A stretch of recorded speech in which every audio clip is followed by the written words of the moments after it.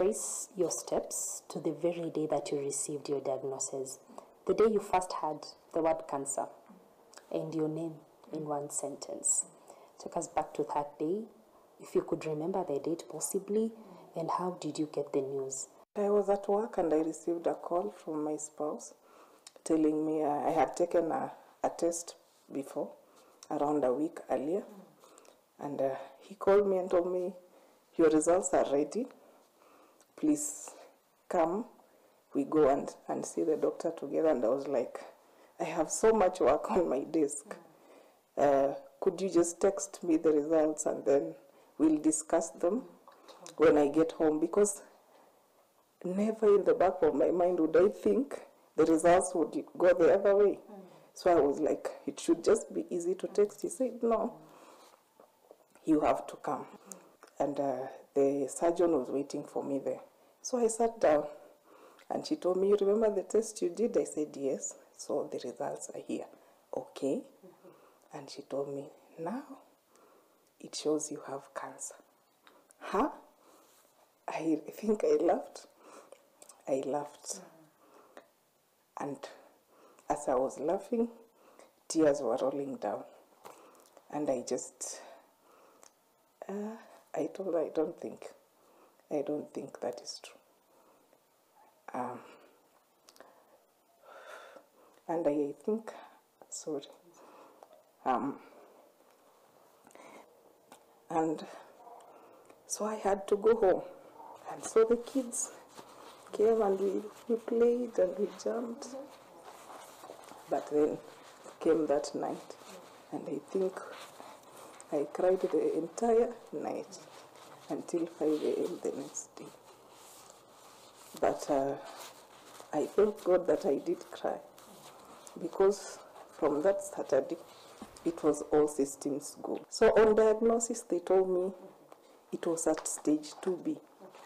That was on a Friday. Saturday came, I did the CT.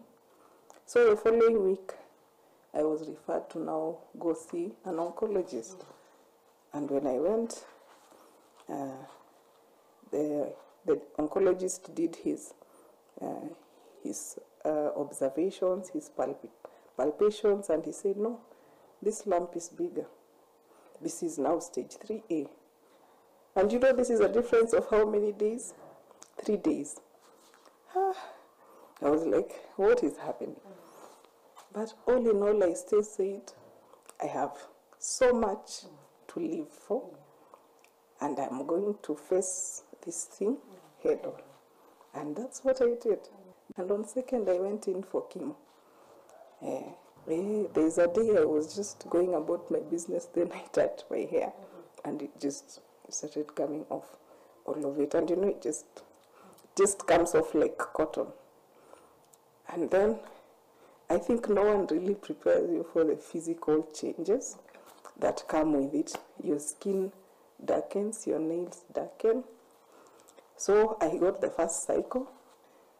I think it took me down for around 2 weeks. By week 3, I was coming up.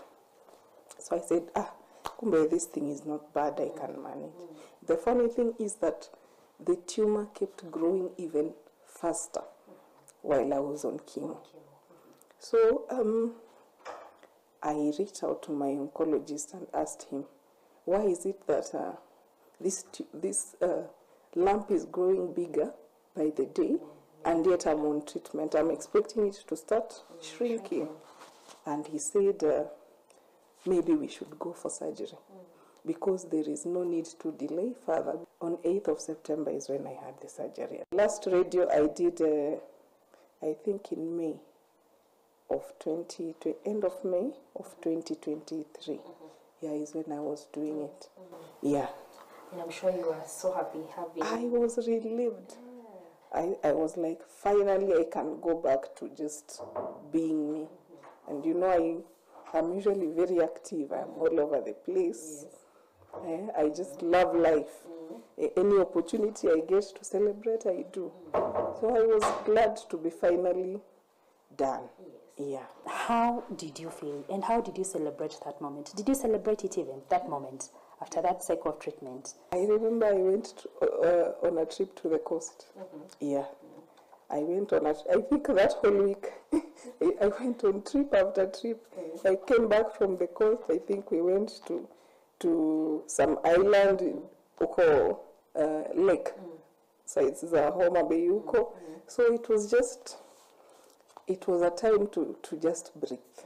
Yeah, and I was told, so this is now that you're done with radio, you're not off the hook yet. Yeah. We are giving you 6 weeks first, then you will do one last PET scan to now tell us whether this thing is now completely gone.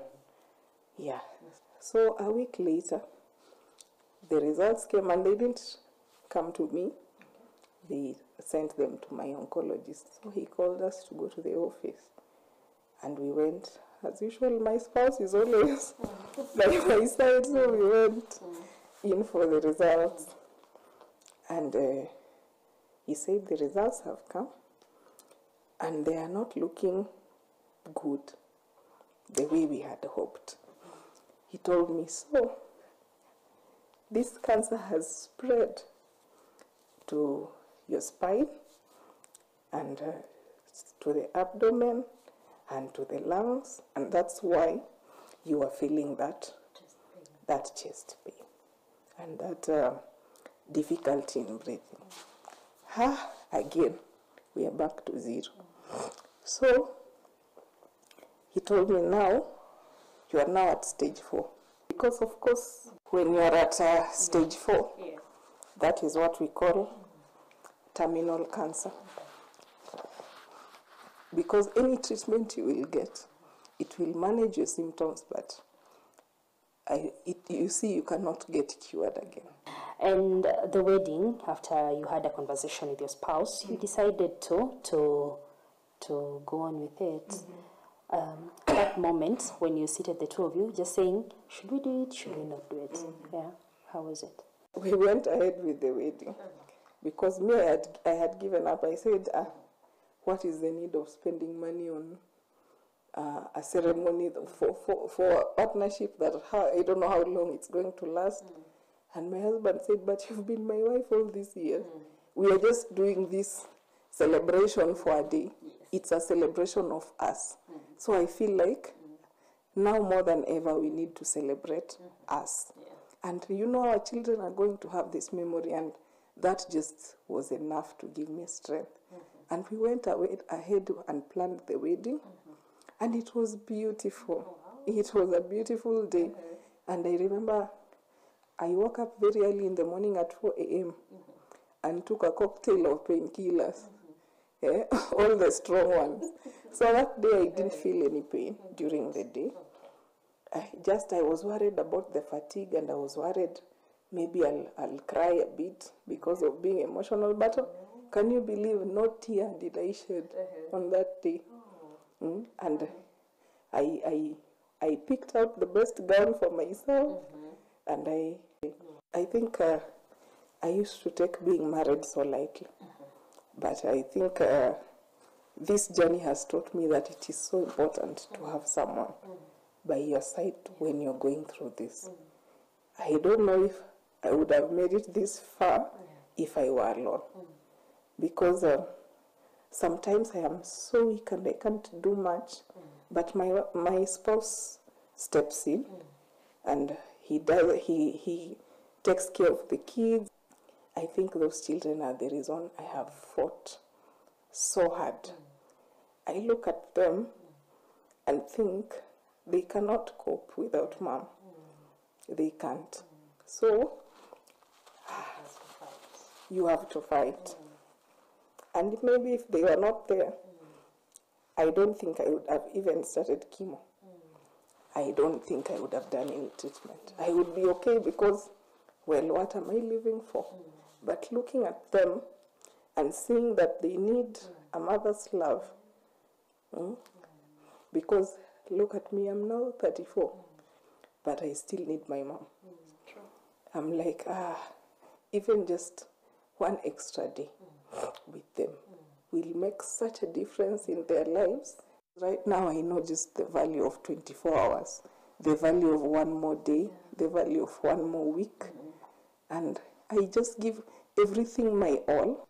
I have read and I have seen. Terminal cancer is like a chronic illness. You see the way hypertensives live on medication. Yes. There are people who have chronic cancer and they take their medication and they are fine. Okay. Until the regime stops working, then you change to another one. So it doesn't mean that you're going to die tomorrow. Then because, you know, the human mind sometimes is weak. It wants to give up so bad. And you have to keep telling yourself, this is not over. Because some of my best days have happened while I'm still going through this, which someone would think is the worst. So you have to hold on to those good memories and tell yourself, if I get through this, I can make more of the good memories. So that's usually what gives me strength. Something funny is usually we go queue up for treatment or to see the doctor, and someone will come and ask me, where is the patient? And I'll be like, I am the patient. What did you expect? And not that I get that a lot. I get it every day. Wow. Yeah, because there is no day that I will step out without my lipstick or my powder. And I said I will, unless I am very, very ill, I will never look like I am sick. And that has been my mantra all through. And like we said, I refuse to look like